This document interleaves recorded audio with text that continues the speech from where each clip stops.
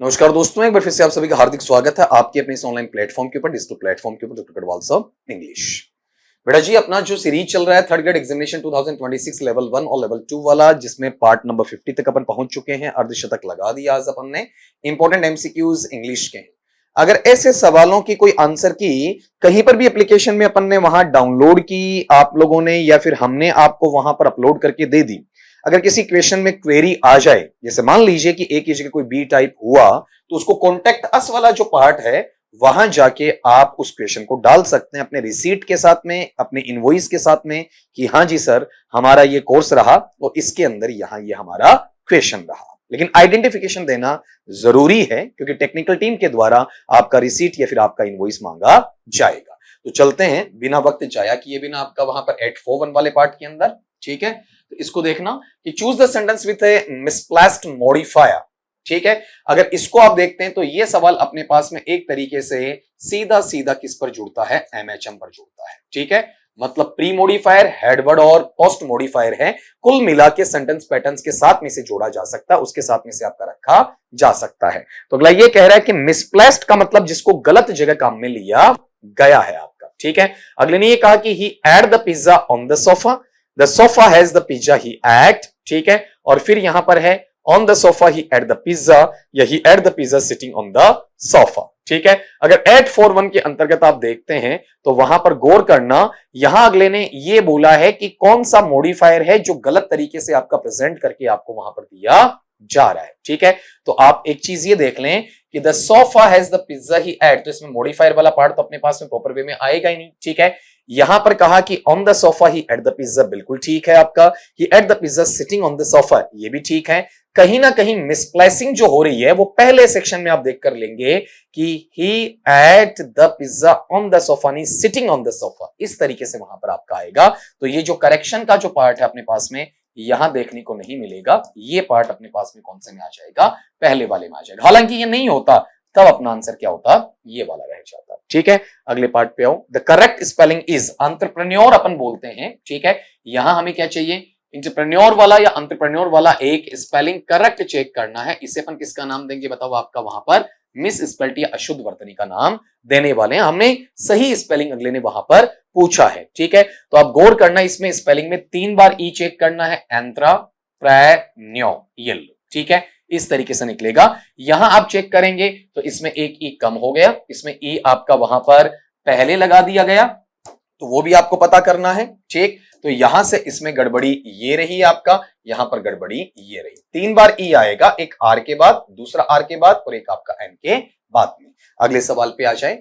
The word inherent is synonyms with, एक जो शब्द है इनहेरेंट मतलब अंतर्निहित अवस्था है, ये सिनोनिम्स है या फिर आपका समानार्थी जो शब्द है उसके साथ में जोड़ा जाएगा। तो ये अपने पास में जो पैटर्न है वो वोकैबुलरी सेक्शन का है और वोकैबुलरी सेक्शन के अंतर्गत ये किससे जुड़ जाएगा, आपका सिनोनिम या समानार्थी शब्द के साथ में वहां पर जुड़ जाएगा। ठीक है, तो अगर आप इसको चेक करना चाहते हैं तो वहां वाले पार्ट के अंदर आप गौर करो, इनहेरेंट का मतलब क्या होता है, जो अंतर्निहित अवस्था है उसको शो कर रहा, मतलब पहले से वो एक क्वालिटी, वह एक मेरिट है, वो एक गुण है, वो आवश्यक तौर पर, स्थायी तौर पर आपका पहले से अस्तित्व में रहता है। इस पैटर्न को अपन नाम देते हैं एग्जिस्टिंग एज अ परमानेंट और एसेंशियल एट्रीब्यूट इनसाइड, पहले से होना चाहिए। ये एक्सटर्नल नहीं है, ये एक्सीडेंटल नहीं है, ये टेम्पररी नाम भी वहां पर दिया नहीं जाएगा। अगले पैटर्न पे आ जाओ आपका वहां पर, ये 844 वाला जो सेक्शन है इसको पढ़ना जरा कि which approach focuses on teaching language functions. यहां पर यह सवाल टीचिंग मेथोडोलॉजी का है, उसके अंतर्गत इसे पढ़ा जाएगा कि ऐसा कौन सा उपागम है जो इस बात पर प्रकाश डालता है कि टीचिंग लैंग्वेज फंक्शंस हैं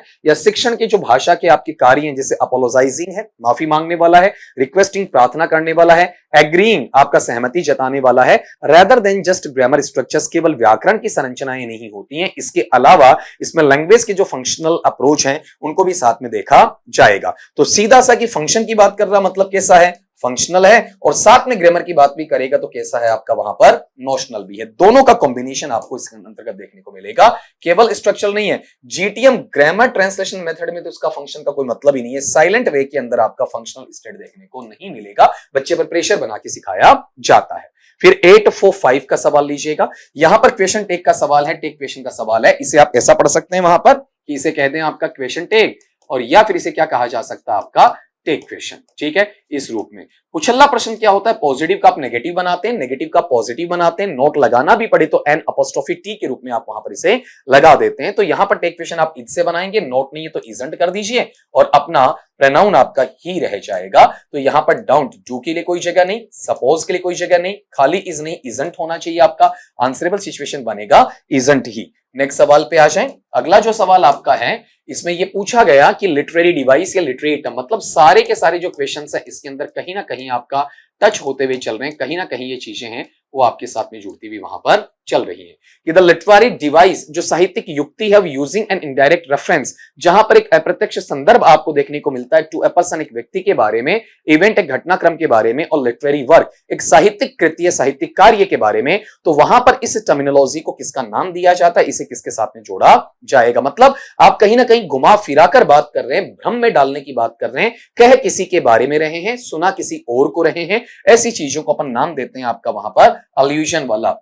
सिंबलिज्म प्रतीकात्मक अवस्था के लिए आता है, मेटाफोर आपका रूपक अलंकार के लिए आता है, ये आईनी आपका कटाक्ष के लिए काम में लिया जाता है। सवाल नंबर आपका 847 है। ये सवाल वोकैबुलरी सेक्शन में फिर से बेटा जी किसके साथ में जुड़ जाएगा, आपका सिनोनिम के साथ में जुड़ जाएगा, समानार्थी शब्द के साथ में जुड़ जाएगा। वर्ड वहां पर है जालिनिएट, शब्द क्या है आपका, जालिनिएट। जालिनिएट का मतलब होता है किसी को सटीक ढंग से बिल्कुल सही तौर पर क्या करना, प्रेजेंट करना, उसका प्रस्तुतिकरण देना, उसे अपन किसका नाम देते हैं, आपका जालिनिएट का। तो क्या सवाल बनेगा, टू डिस्क्राइब और पोर्ट्रे प्रिसाइजली, इस तरीके से आपका जहां पर आप चीजों का वर्णन करते हैं या सटीक ढंग से क्या करते हैं, उन चीजों का चित्रण करने का काम वहां पर किया करते हैं। अगले सवाल पे आ जाएं। 848 the most significant function of feedback in language learning is, यहां अगले ने ये कहना चाहा है कि अपने पास में मेथड्स ऑफ इवैल्यूएशन आ सकता है, टीचिंग मेथोडोलॉजी है उसके अंतर्गत रखा जा सकता है, प्रिंसिपल्स ऑफ टीचिंग इंग्लिश है उसके माध्यम से भी सवाल को निकाला जा सकता है कि फीडबैक के मायने क्या होते हैं। फीडबैक का मतलब होता है कि आप लर्नर या अधिगमकर्ता को इस बारे में सूचित करते हैं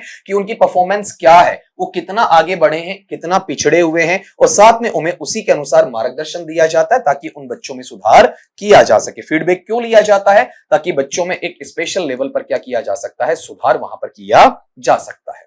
849 का जो क्वेश्चन आपका है इसको देखना, ये सवाल अपने पास में लिटरेरी डिवाइस का है या फिर लिटरेरी टर्म है उसके अंतर्गत इसे रखा जाता है या उसके साथ में इसे आपका जोड़कर बताया जा सकता है। ठीक है, अगले ने कहा कि the literary term for the repetition of a word और phrase at the beginning of successive clauses is, बड़ा ही आसान सवाल, बार बार इन चीजों को वहां पर आपके लिए कहा जाता है।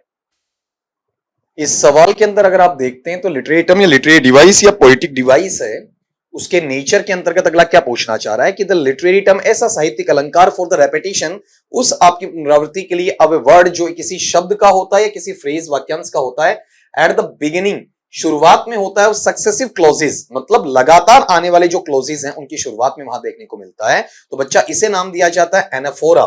ठीक है, ये ध्यान रखना, अगर वो लास्ट में आ रहा होता है तो वहां पर वो एपिस्ट्रोफी की तरफ चला जाता है, लेकिन ये शुरुआत में आ रहा तो किसमें चला जाएगा, आपका एनाफोरा में।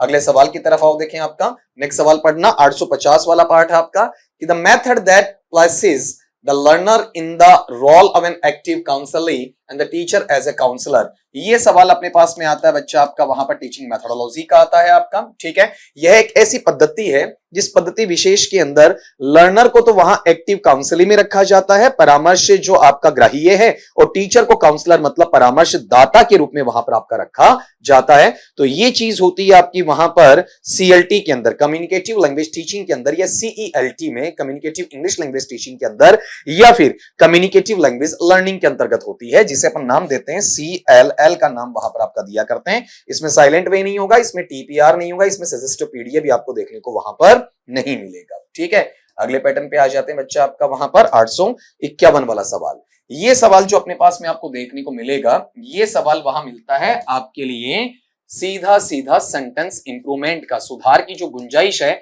वो इसके अंदर आपसे पूछी गई है। एरर वाला सवाल आपसे पूछा गया है इसमें कि सवाल लिखा हुआ है, कहीं पर कोई गलती है तो छांट दीजिए ABC में, और गलती नहीं है तो आप वहां पर नो एरर लगाएंगे। तो देखो कमिटी एक वचन बहुवचन दोनों होता है, लेकिन ये यूनिनिमस आ गया मतलब सिंगुलर है, और इट्स आ गया मतलब क्या है, सिंगुलर। तो यहां पर वर नहीं आएगा बल्कि क्या रहेगा, वोज रहेगा। आप एरर इसके अंदर आराम से ढूंढ पा रहे हैं। क्वेश्चन नंबर आपका 851 वाला, 852 वाला जो पैटर्न है उसमें जरा सीखना आपका वहां पर, ये सवाल अपने पास में एंटोनिम पूछ रहा है आपका, वहां पर आपके लिए विलोम शब्द पूछ रहा है, तो वोकेबलरी सेक्शन के अंदर एंटोनिम या फिर विपरीत जो अर्थ देने वाला शब्द है वो इसमें पूछा गया कि चूज द एंटोनिम। आप वहां विलोम शब्द चुनेंगे किसके लिए? डिसेमिनेट के लिए। डिसेमिनेट के नेचर में आप उसे वहां पर सुनेंगे। तो डिसेमिनेट का मतलब क्या होता है? जब चीजों को आप क्या करते हैं, बिल्कुल अलग अलग कर देते हैं, खंडित कर देते हैं, आपका टुकड़ों में बांट देते हैं, सेगमेंट्स में बांट देते हैं, पार्ट्स में बांट देते हैं, वो डिसेमिनेट है, ठीक है। लेकिन जब इसे उल्टापन करेंगे तो वो पैटर्न किस में आ जाएगा? इकट्ठा करने में आ जाएगा। इकट्ठा करने के नेचर में उसे क्या नाम दिया जाएगा? आपका गैदर का नाम वहां पर दिया जाएगा, ठीक है। स्प्रेड नहीं है आपका वहां पर, ठीक है, फैलाना, ब्रॉडकास्ट नहीं है, पब्लिश वाला नहीं है, बल्कि किस में आ जाएगा? आपका गैदर में आ जाएगा। तो ये जो सवाल अपने पास में रहा 852 वाला। अब अपन चलते हैं आपका 853 की तरफ चलते हैं। 853 वाला सवाल देखना आपका वहां पर कि the correct passive voice of, ये सवाल अपने पास में ट्रांसफॉर्मेशन के अंतर्गत, वॉइस के अंतर्गत है। सिंपल चेंज पूछा हुआ है, एक्टिव दिया हुआ, एक्टिव का मुझे क्या बनाना वहां पर? आपका पैसिव नेचर का सेंटेंस वहां पर बनाना है। तो देखो यहां प्रिवेंटेड है, प्रिवेंटेड वर्ब का सेकंड फॉर्म मतलब किसमें जाना चाहिए? वोज या वर में जाना चाहिए। आएगा किसके अकॉर्डिंग? अस का सब्जेक्ट जो वी बनेगा। तो यहां से काटना चालू कर दीजिएगा इसके अंतर्गत। बताओ यहां पर अपने पास में द लेक्चर कैसे आएगा? नहीं ना, ठीक है, द लेक्चर कैसे आएगा? तो ये चीजें दोनों यहां से क्या हो गई? आपका रिमूव हो गई, ठीक। अगली बात, वी के साथ में वर है लेकिन बाद में प्रिवेंटेड आना चाहिए। प्रिवेंटेड के साथ में यहां पर फिक्स प्रीपोजिशन है, वो फ्रॉम लग रहा है, तो आप बाई का इस्तेमाल नहीं कर सकते। तो आंसर आपको इजीली वहां पर प्रोवाइड करने को मिल रहा है कि we were prevented from hearing the lecture by the noise. Easily आप इसे कवर वहां पर कर पा रहे हैं आपका। तो ये सवाल है, इसमें खाली वर्ब के पैटर्न पर टिकता है। अगले सवाल पे बढ़े आपका। नेक्स्ट वाला क्वेश्चन अपने पास में है the sound a as in cup is a. ये सवाल बेटा आपका वहां पर चलता है, फोनेटिक का चलता है, ठीक है। उसके साथ में यहां पर ये सवाल आपका टिकेगा। अगर इसके अपन बात करते हैं तो साउंड ए है, वो ए साउंड आपका है तो कैसा साउंड है? ये बेटा सेंटर में बोला जाने वाला, जैसे आप इसे बोलेंगे तो कहीं ना कहीं इस तरीके से नीचे की तरफ आपका आएगा ऐसा। और ये सेंटर में भी कहां पर आपका कहीं ना कहीं मुंह को खुला छोड़ देगा। वाउल साउंड तो आपका है ही है, ठीक है। और सेंटर के साथ में वहां कहां जा रहा है आपका, ठीक है। सेंटर है तो मतलब मिड लेवल तो है आपका, ठीक है। इन मिड में आपका वहां पर बैक नहीं है आपका, ठीक है। मिड में भी कौन सा आपका सेंट्रल स्टेट, इसे वहां पर पढ़ा जाएगा, उसके अंतर्गत रखा जाएगा। तो इनमें से 2-3 चीजें आप इजीली वहां पर काट सकते हैं। पहला, क्लॉज बिल्कुल नहीं है, ये दोनों कट जाएंगे, ठीक है। और यहां पर बैक नहीं है, इस हिसाब से काटा जाएगा। ये अपना सेंटेंस का जो पैटर्न पूछा अगले ने, वो पूछा है ओपन मिड सेंट्रल वाउल। अगर किसी भी सेंटेंस में आप इसे काम में लेते हैं, सेंटेंस के लेवल का मतलब the cup in is my hand is quite nice, इस तरीके से दोस्तों कप कप यहां पढ़ेंगे तब की बात है। अगले पे आ जाएं 855 वाला, 855 वाला आपका। 855 के अंदर ये सवाल अपनी वोकेबलरी का है और उसमें भी एडीएम या एडीएम्स वाला मैनर इसमें आपको देखने को मिलेगा कि to throw down the gauntlet. Gauntlet को क्या करना? उठाकर दूर फेंक देना, आपका अलग वहां पर कर देना। तो इसमें कहीं ना कहीं क्या है, एक चैलेंजिंग एस्पेक्ट आपको देखने को मिलेगा। तो जब आप थ्रो डाउन करते हैं किसी चीज को, मतलब हाँ भाई ले अब दो हाथ कर लेते हैं, तो उसे कहते हैं टू इश्यू ए चैलेंज। चुनौती है, चुनौती का सामना करना, चुनौती देना। डिफीट स्वीकार करना नहीं है, समर्पण करना नहीं है, आशा को खोना भी वहां पर देखने को नहीं मिलेगा। फिर अगला पैटर्न पे आते हैं 856 वाले पार्ट के अंदर। अगर इस टर्म को अपन लेते हैं तो यहां पर ये टर्म किसमें चला जाएगा? आपका लिटरेरी टर्म में चला जाएगा, लिटरेरी डिवाइस में चला जाएगा, पोइटिक नेचर में भी आपको वहां पर देखने को मिलेगा। उसके साथ में इसे अटैच करके आपका रख दिया जाएगा। तो 856 का जो सवाल आपके पास में आ रहा है, ठीक है, इसमें लिटरेरी डिवाइस कौन सा? Where the end of a sentence, एक वाक्य का जो आखिर है या फ्रेज, एक वाक्यांश का आखिर है, वो डिफर्स अंतर करता है ग्रेटली बड़े स्तर पर from what the reader aspects. जहां पर आपका पाठक इस चीज की आशा करता है वहां उससे बिल्कुल अलग जाता, मतलब सिचुएशन कुछ और क्रिएट हो जाती है, उस पर बताया कुछ और जाता है और सिचुएशन आपकी कुछ और क्रिएट हो जाती है। तो ऐसे मसले को अपन किसका नाम देंगे आपका? ठीक है, एक बार फिर से सुनना कि ऐसा लिटरेरी डिवाइस, ऐसा आपका साहित्यिक अलंकार आपको देखने को मिल रहा है जहां पर उस सेंटेंस के एंड में या फ्रेज के एंड में जिसे हमें प्रेजेंट करके दिया जाता है, जो बिल्कुल अलग करता है उन चीजों से जो कि हमारा रीडर है एक्सपेक्ट करता है, आशा करता है, जिसे आपका वहां पर कहा जाएगा। तो ये पार्ट अपने पास में आप ये चेक कर सकते हैं, केवल अंडर स्टेटमेंट मतलब कम आंकने वाला आकलन का कथन तो बिल्कुल नहीं है।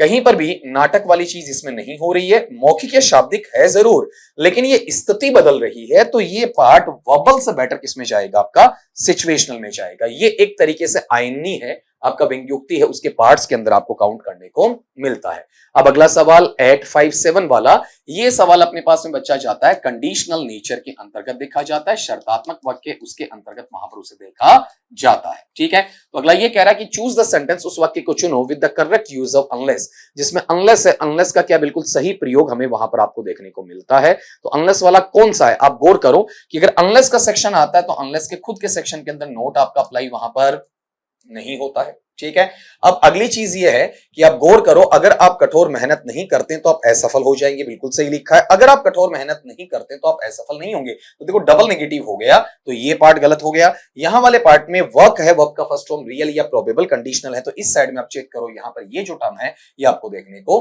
गलत मिल रहा है, वहां वुड फेल नहीं बल्कि विल फेल आपका होना चाहिए। तो इस मैनर की सिचुएशन में ये चीजें हट जाएंगी आपकी वहां पर, तो अपना आंसर ये बनेगा कि unless you work hard you will fail, यदि आप कठोर मेहनत नहीं करते तो आप असफल हो जाएंगे। सेंटेंस आपका 858, ये फिर से अपने पास में किसका जुड़ा हुआ पैटर्न है, आपका फोनेटिक्स का जुड़ा हुआ पैटर्न है। ठीक है, या फिर ये कहूं कि आपका वहां पर ध्वनि शास्त्र से जुड़ा हुआ है कि द स्टडी, वह जो अध्ययन है, अब how the sound patterns of the language are heard, कि किस प्रकार से ध्वनि के तौर तरीके हैं भाषा में, उन्हें सुना जाता है, एंड परसीव, उन्हें समझा जाता है, बाय द लिसनर, एक लिसनर के द्वारा। तो इस लैंग्वेज को दोबारा आप वहां पर फोकस में रखकर एक बार चेक कर लीजिएगा।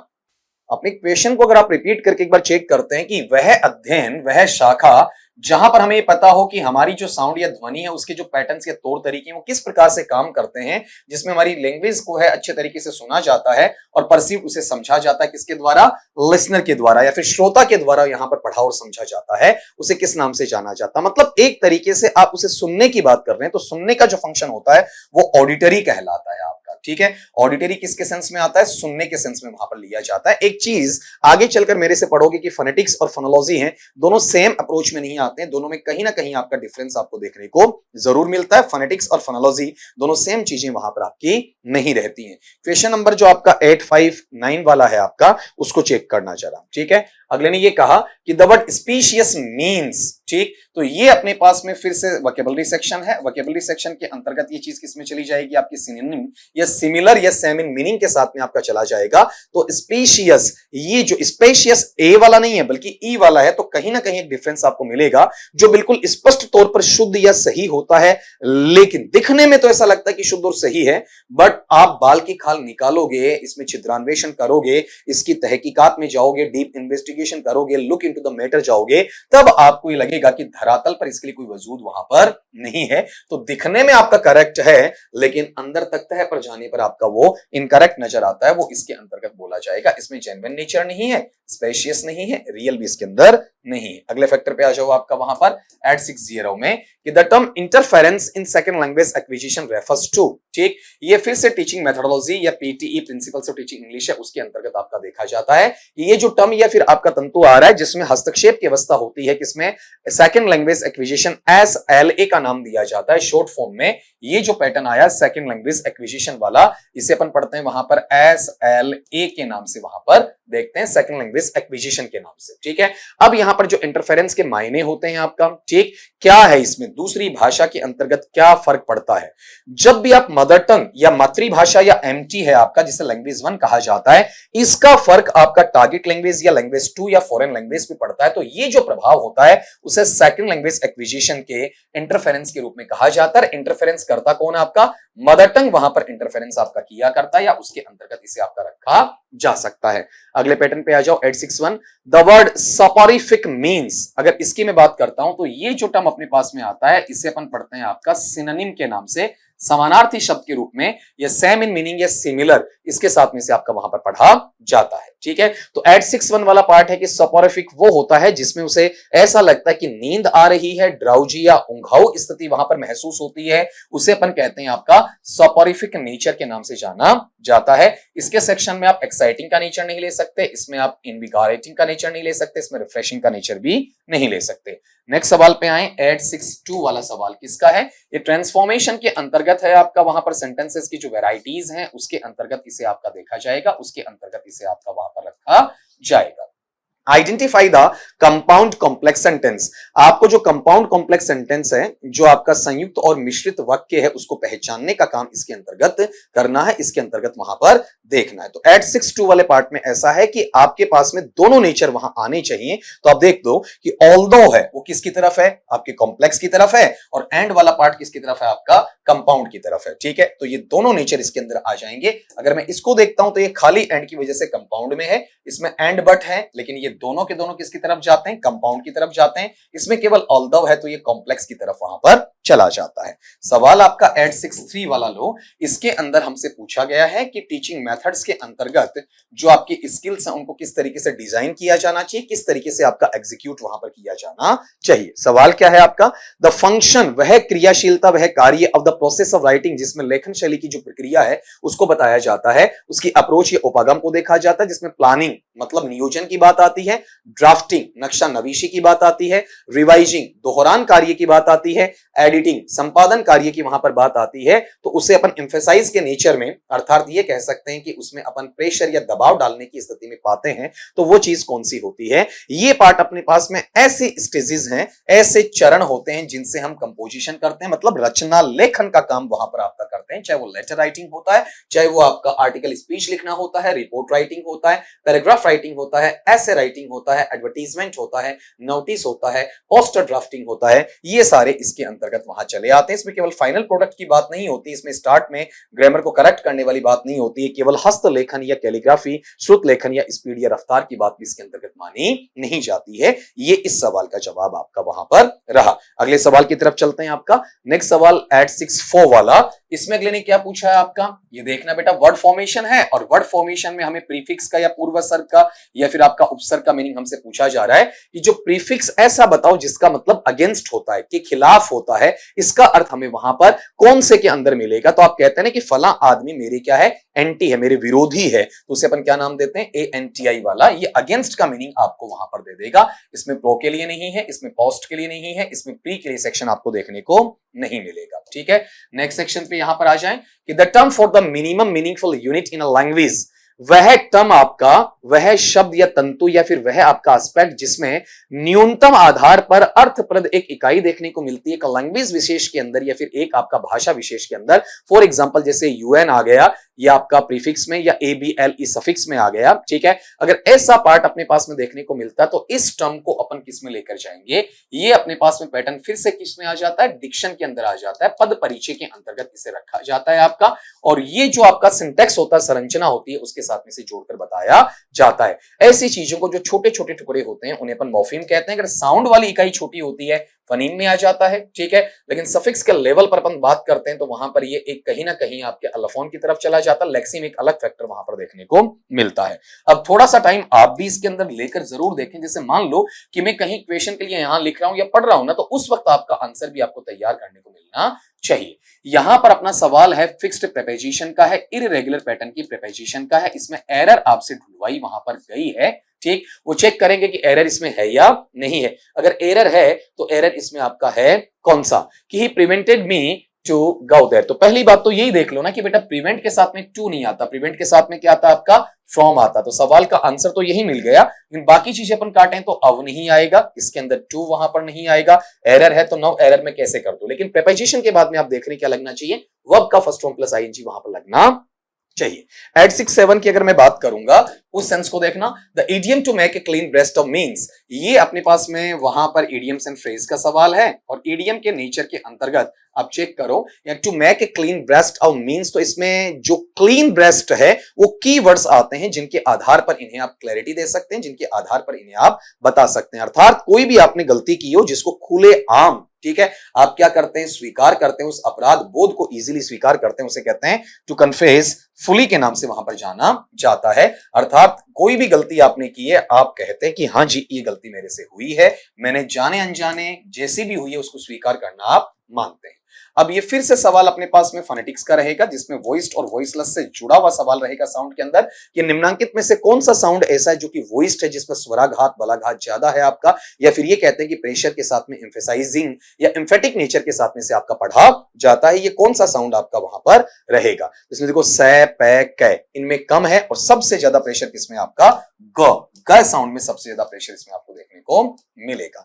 नेक्स्ट सवाल पे आ जाए आपका H6-9 वाला पार्ट कि choose the synonym for mundane. ठीक, यहां वाले पैटर्न के अंदर अगर आप देखते हैं तो यहां पर आपका वोकैबुलरी के सेक्शन के अंदर सिमिलर या फिर सेम इन मीनिंग आपसे पूछा गया है और ये पैटर्न आपके पास में सिनोनिम के नेचर में देखने को मिलेगा। ठीक है, जिसमें देखो आपका वहां पर एक्स्ट्रा ऑर्डिनरी है, ऑर्डिनरी रूटीन है, एक्साइटिंग है, यूनिक है, ये चार टर्म आपको वहां पर देखने को मिल रहे हैं। तो जो चीज अपने पास में बड़ी सिंपल होती है, दिनचर्या वाली होती है, दैनिक गतिविधियों वाली होती है, कॉमन होती है, उसे अपन क्या नाम देते हैं, ऑर्डिनरी या रूटीन के अंदर मंडेन का नाम दिया करते हैं। ये एक्स्ट्रा ऑर्डिनरी इसका एंटोनिम है, एक्साइटिंग है वो एंटोनिम है, यूनिक भी अपने आप में इसका एंटोनिम या फिर विलोम के रूप में आपका देखा और समझा जा सकता है। चलते हैं अगले सवाल की तरफ कि द कॉन्सेप्ट वह अवधारणा दैट लैंग्वेज एक्विजिशन की भाषा का अर्जन है अकर्स घटित होता है थ्रू स्टिमुलस, आपके उद्दीपक या उद्दीपन है उन दोनों को उनकी रिस्पॉन्स प्रतिक्रिया के साथ में लेते हुए और रीइंफोर्समेंट उसके पुनर्बलन के साथ में। तो जो स्टिमुलस वेरिएशन आपका आता है, स्टिमुलस रिस्पॉन्स आता है, थ्रू रीइंफोर्समेंट आता है, ये एसोसिएटेड विद, ये किसके साथ में वहां पर आपका जुड़ा हुआ है। फिर से सवाल अपने पास में साइकोलॉजिकल टीचिंग मेथड से जुड़ा हुआ है, क्या ये नेटिविज्म का है, बिहेवियरिज्म का है, कॉग्निटिविज्म का है या कंस्ट्रक्टिविज्म का है। ठीक है, ये सवाल आपके लिए बहुत अच्छा बनता है क्योंकि जब आप रीइंफोर्समेंट और रिस्पॉन्स की बात करते हैं तो अगले के व्यवहार की बात होती है। बिहेवियरल साइकोलॉजी में आपका बीएफ स्किनर का नेचर इसके अंतर्गत वहां इंक्लूड किया जाता है या उन चीजों को इसके साथ में असिमुलेट करके दिया जाता है। यहां से एक चीज और सीख गए बेटा कि जो एसोसिएट होता है, एसोसिएट अपने साथ में क्या लेता है, फिक्स प्रीपोजिशन या इर्रेगुलर पैटर्न में क्या लेकर आता है, विद वहां पर लेकर आता है। तो आज के बेहतरीन 30 क्वेश्चंस एट 7 नॉट 870 तक आप वहां पहुंच गए हैं। मिलता हूं आपका नेक्स्ट लेक्चर में वहां पर नए क्वेश्चंस के साथ में, नए कंटेंट के साथ में, और अपन जाते हैं इसके शुभ आंकड़े 5-1 की तरफ। तो यही कहूंगा, हमेशा की भांति स्वस्थ रहिए, मस्त रहिए, लेकिन बच्चा पढ़ते रहिए।